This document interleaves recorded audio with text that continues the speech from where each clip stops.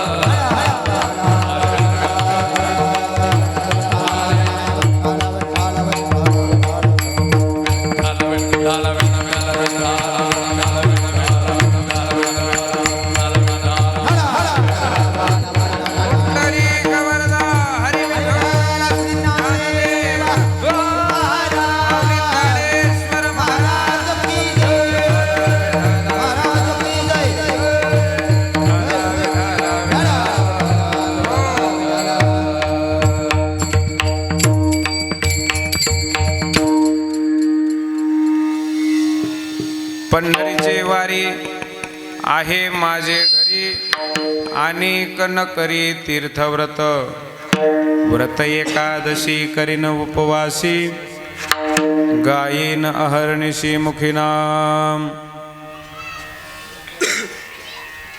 समचरण सरोजम सांद्र नीलांबुदाभम जगननिहित पानी मंडनम मंडनानाम तरुण तुलसीमाला कंदरम कंजनेत्रम सदय धवलहासं विठ्ठलं चिंतयामि पांडुरंगा करू प्रताप पांडुरंगा करू पांडुरंगा करू प्रताप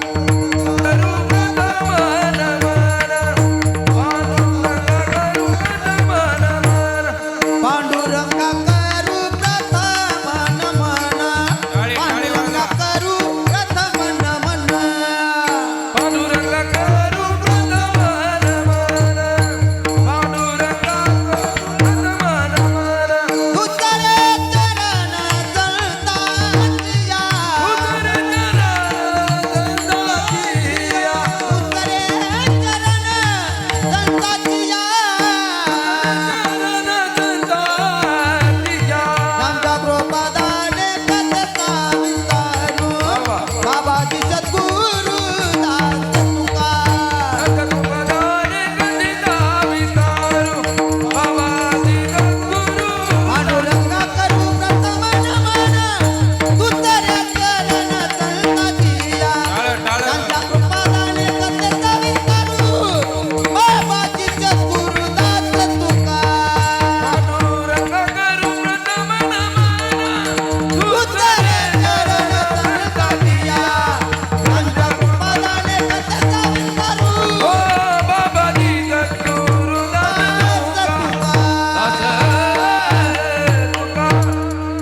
पांडुरंगा करू प्रथम नमन दुसरे चरण संतांचिया त्यांच्या कृपादाने कथेचा विस्तारू बाबाजी सद्गुरु दास तुका काय माझी वाणी मानेल संतांसी रंजवो चित्तासी आपुलिया योंत प्रविश्य मम वाच मिमां प्रसुप्तां संजीवयत्यखिल शक्तिधर स्वधाम नाम अन्यंच हस्तचरण श्रवणत्वगादीन् प्राणान्नमो भगवते पुरुषाय तुभ्यं कलावज्ञ जीवोधरार्थावतारं कलांकांक तेजोधिकामोधिवक्त्रं खलानेशवादापनोदार्ह दक्षं समाधिस्थमूर्तिं भजे ज्ञान ओम नमो ज्ञानेश्वरा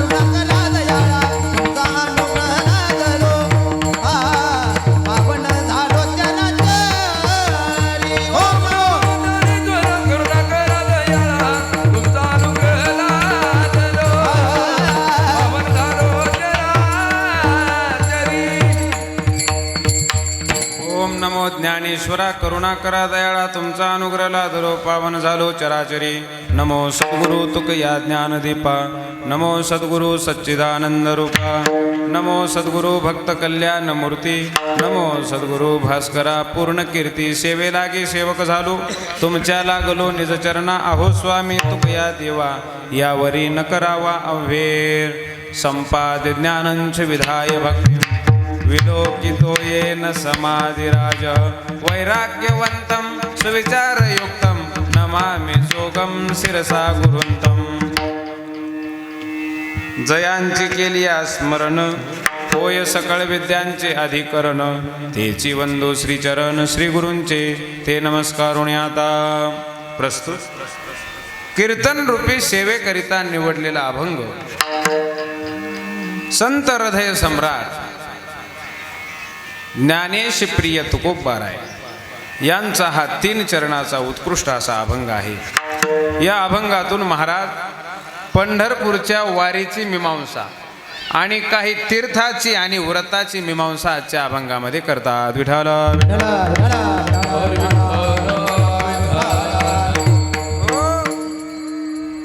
सेवेला सुरुवात करायच्या अगोदर थोडासा परिहार द्यायचा, तो म्हणजे असा, साधू संतांच्या पदस्पर्शाने पावन झालेली भूमी श्री क्षेत्र खुदनापूर आणि या गावातील काही वारकरी मंडळी पंढरपूरच्या वारीकरता गेले असता वारी करून परत आले आणि आल्याच्या नंतर तीर्थयात्रा केल्याच्या नंतर वारी केल्याच्या नंतर आपली ही संत मंडळींनी पद्धत घालून दिलेली आहे मावंदे। कोणीकडे मावंजे म्हणतात, मावंजे आपल्याकडे मावंद म्हणतात। मावद म्हणजे केलेली साधना सांगायची नाही, हे त्याचा अर्थ असा आहे। आणि आपण जे काही तीर्थयात्रा केलेली आहे त्याचं पुण्य लागावं याकरता आपण हे मावंद करीत असतो। विठ्ठल विठ्ठल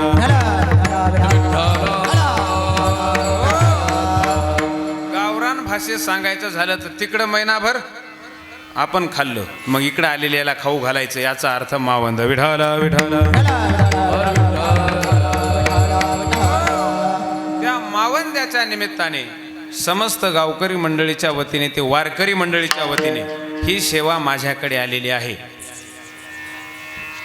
फोनचा संपर्क ज्यांनी केला हरिभक्त परायण महाराष्ट्रातील सुप्रसिद्ध गायनाचार्य गानगंधर्व गोरखनाथ महाराज साबळे यांच्या फोनच्या माध्यमातून ही सेवा माझ्याकडे आलेली आहे।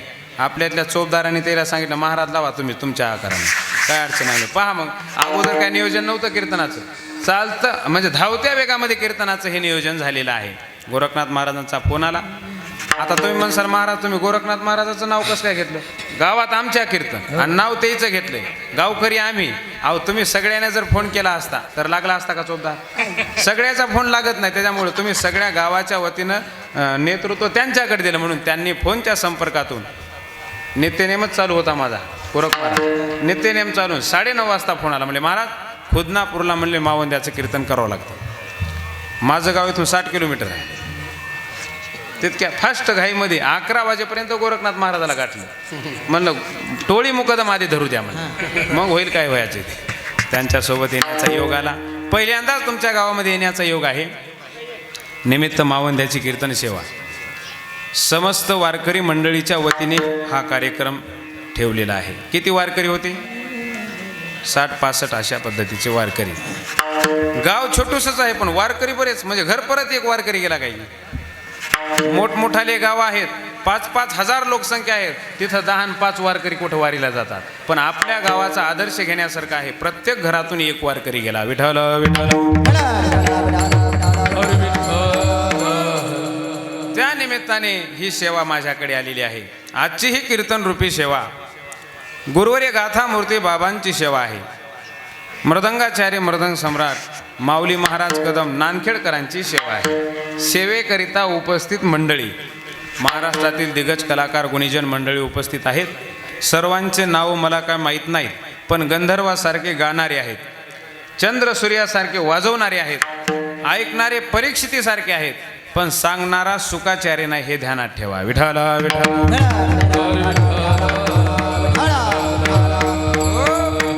ज्यांनी सुंदर पंचपदीची सुरुवात केली हरिभक्त परायण महाराष्ट्रातील गान कोकिळा कामाजी महाराज चोंडीकर त्यांची उपस्थिती आहे। आणि ज्यांनी चाल गायली हरिभक्त परायण टोळी मुकदम नाही, महाराष्ट्रातील सुप्रसिद्ध गायनाचार्य गान गंधर्व गोरखनाथ महाराज साबळे यांची उपस्थिती आहे. आणि मृदंगावरती ज्यांची थाप पडते त्यांचा परिचय तुम्हाला थोडा आगळा वेगळा असेल. त्यांचे वडील महाराष्ट्रातील सुप्रसिद्ध कीर्तनकार गुरुवर्य भगवान महाराज मरसुळकर वैकुंठवासी, त्यांचे चिरंजीव हरिभक्त परायण मृदंग सम्राट माधव महाराज मरसुळकर त्यांची उपस्थिती आहे. आणि ही सर्व परिसरातील भजनी मंडळी, बरोबर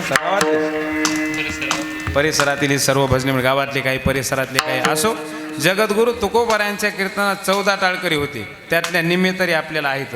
भूषणांना सांगायची गोष्ट आहे. विनेकरी बाबा अतिशय सुंदर, सिस्टीम अतिशय सुंदर आहे, गावातली सिस्टीम आहे, बरोबर आहे. युवराज दादा कोणते? रात्री माझं नागापूरला कीर्तन होतं, तिथं म्हणलं सिस्टीम अतिशय सुंदर आहे, त्यानं पाया पडून 500 रुपये दिले. शे म्हणतात 1000 देतो, मग लवकर संपा कीर्तन. विठाला विठाला.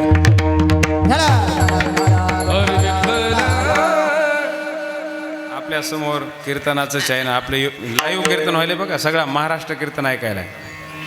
चॅनल कोणतं? आपल्या गावचंच आहे, नाव काय?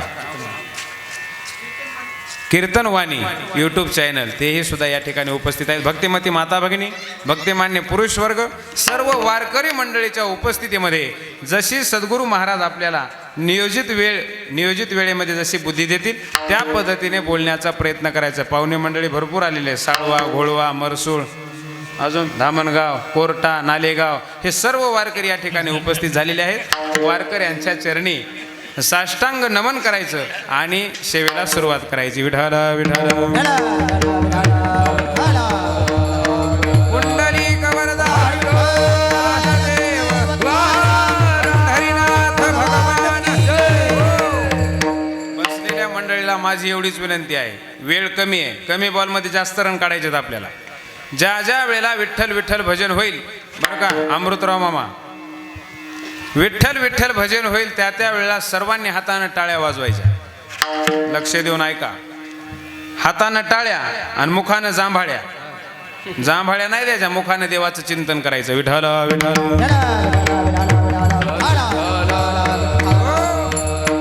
आजच्या अभंगामध्ये महाराज सांगतात, पंढरीची वारी आहे माझे घरी. दाजी चालले का? आणि कन करी तीर्थव्रत. पंढरपूरची वारी आमच्या घरामध्ये आहे, त्यामुळे आम्ही दुसऱ्या तीर्थाला जाऊ शकत नाही. तुकोबारायांच्या काळामध्ये तीर्थयात्रा करण्याकरता त्या देवगावातून मंडळी निघाली. तीर्थयात्रा म्हणजे चारीधाम करण्याकरता निघाली मंडळी. आणि महाराजांकडे 4-2 जण आले, म्हणजे महाराज आम्ही तीर्थयात्रेला चाललो, चला ना म्हणले. जगद्गुरु तुकोबाराय म्हणले, बाबा हे बरोबर आहे म्हणले, तीर्थयात्रा करावं जोपर्यंत हात चांगले आहेत, जोपर्यंत पाय चांगले आहेत, जोपर्यंत आपलं शरीर आपल्याला साथ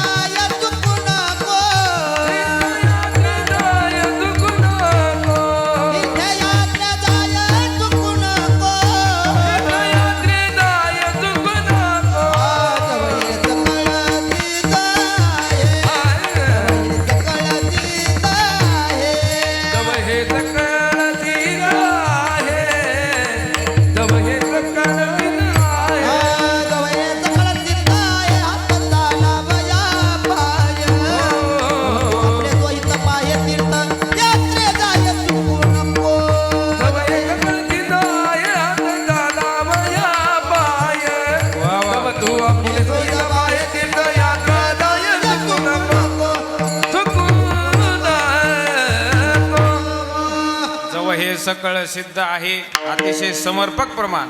हात चालावया पाय, जव तू आपले स्वहित पाहे. तीर्थयात्रे जाय चुकू नको, जव हे काळ असे दुरी ठेला.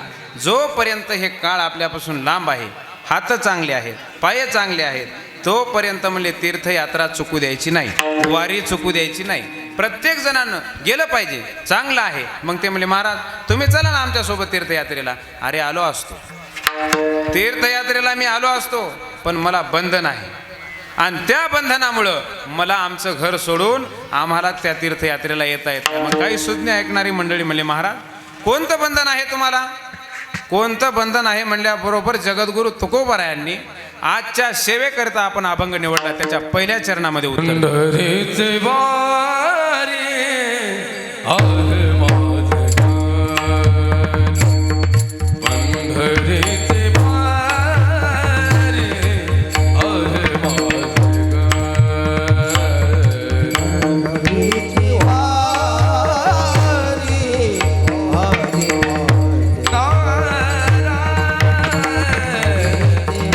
हरी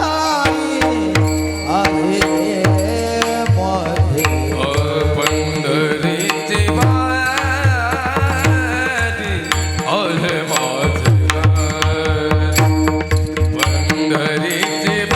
आहे माझे घर.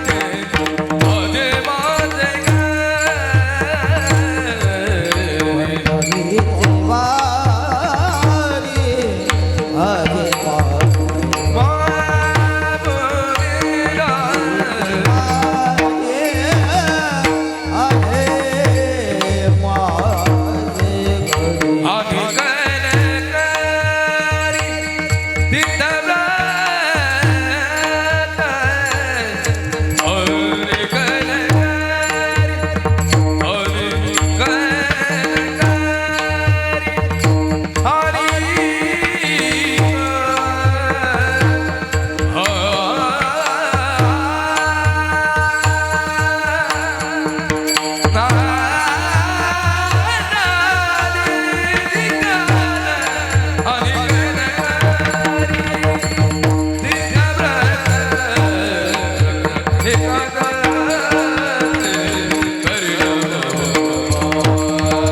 वारी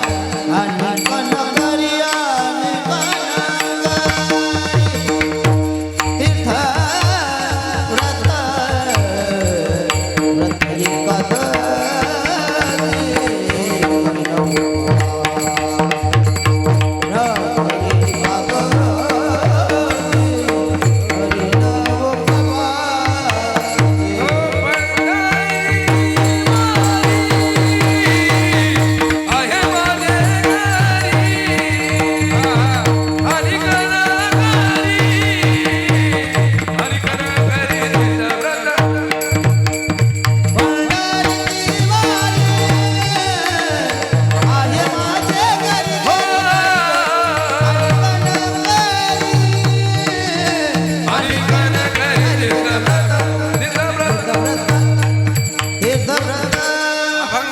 पहिल्या चरणामध्ये महाराजांनी सांगितलं अहो आम्ही आलो असतो वारीला, पण आमच्या घरामध्ये बंधन आहे.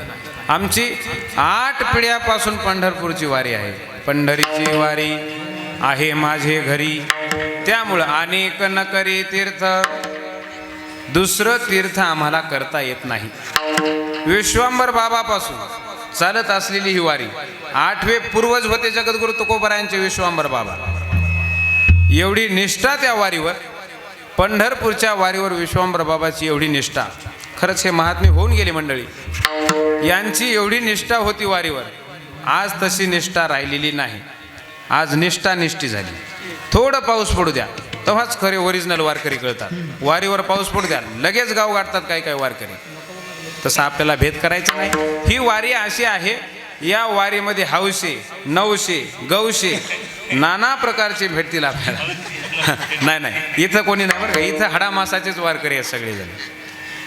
आणि तुम्ही अशा कीर्तनकाराची निवड केली गोरख महाराजांनी, जे महिनाभर वारीला जातो.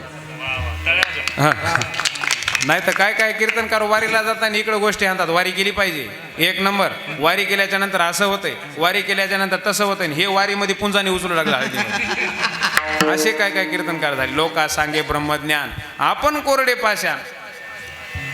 जगद्गुरु श्री संत एकनाथ महाराजांकडे एक महिला गेली बघा, आणि त्या महिलेनं सांगितलं, "ओ महाराज, हे माझं लेकरू म्हणले लयच गुळ खायले म्हणले, गुळ, आणि गोड खाल्यामुळं त्याला जंतू व्हायलेत म्हणले पोटामध्ये जत, आणि त्यामुळं ते त्रास व्हायलाय, पोट दुखायले, आणि हे आवरच ना म्हणले एवढा गुळ खायले. काहीतरी याला उपदेश करा, याला सांगा गुळ खाऊ नये म्हणून, याचा गुळ सुटला पाहिजे, असे काहीतरी औषध तुम्ही द्या." नाथ महाराज काहीच बोलले नाही त्यावेळेला. 7-8 दिवस थांबले. 15 दिवस झाल्याच्या नंतर तिथंच आले, त्या बाईच्या घरी गेले. म्हणले, "माय, कुठे आहे ते लेकरू, इकडे आण म्हणले त्या लेकराला." आणि त्या लेकराजवळ गेले, म्हणले, "बाळा, गुळ खाऊ नये, गुळ चांगला नसते, गुळ खाल्ला न पाहिजे," असा उपदेश केला. ती माय म्हणली, "अहो महाराज, तुम्हाला मी 15 दिवसापूर्वी सांगितलं होतं म्हणजे मग लेकरू गुळ खाले, तेव्हा तुम्ही काहीच बोलले नाही, आणि आता आल्याच्या नंतर 15 दिवसाच्या नंतर आल्यावर मग सांगायले गुळ खाऊ नये, गुळ चांगला नसते, गुळ खाल्यानं असं होतंय, गुळ खाल्यानं तसं होतंय, कशाचा परिणाम?" म्हणले, "अगं बाई, तू सांगितलं का, त्या दिवशी मी सुद्धा गुळ खात होतो, आणि मग मी गुळ खात असताना लेकराला कसं सांगावं गुळ खाऊ नये, मग मला 15 दिवस लागले म्हणजे गुळ सोडण्याकरता, आणि मग मी सोडल्यानंतर सांगितलं बाबा गुळ खाऊ नये म्हणून." अगोदर आपल्याला आचरणामध्ये गोष्टी आणावं लागतात, आणि नंतर या समाजाला सांगावं लागतं, तेव्हा समाज ऐकत असतो. विठाल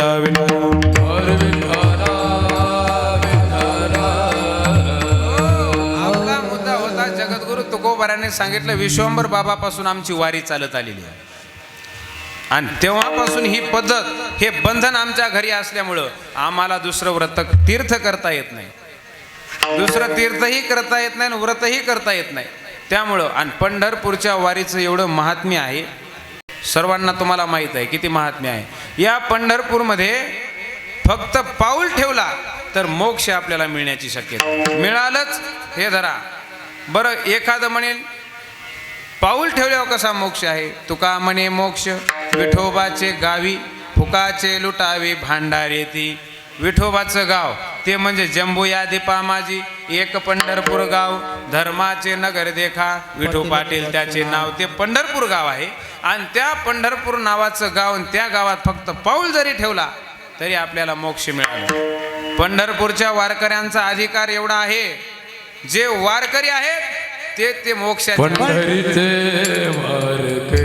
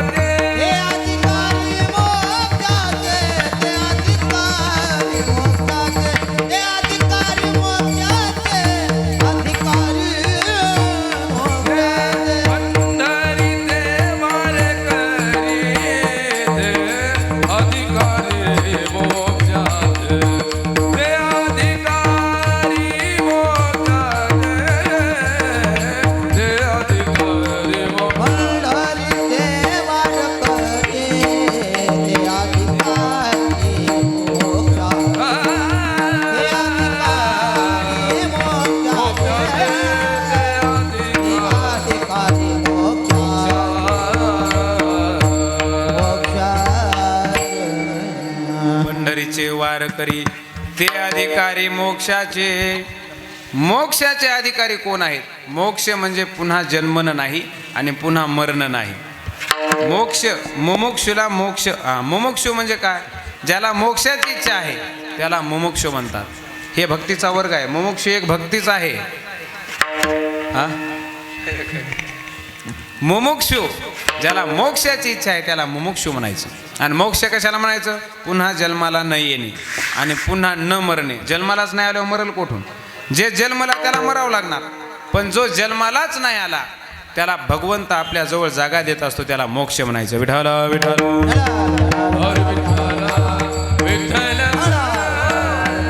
असा मोक्ष पंढरपूरच्या गावामध्ये गेल्याच्या नंतर, पंढरपूरची वारी केल्याच्या नंतर माणसाला मोक्ष मिळत असतो. एवढं महत्व हे वारीचं आहे.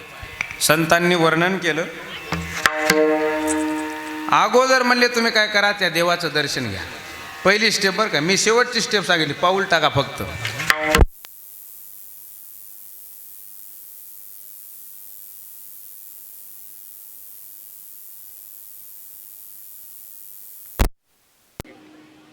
पायाचं दर्शन घेतलं तर अतिउत्तम, सुंदर. पायाचं दर्शन घेतलं तर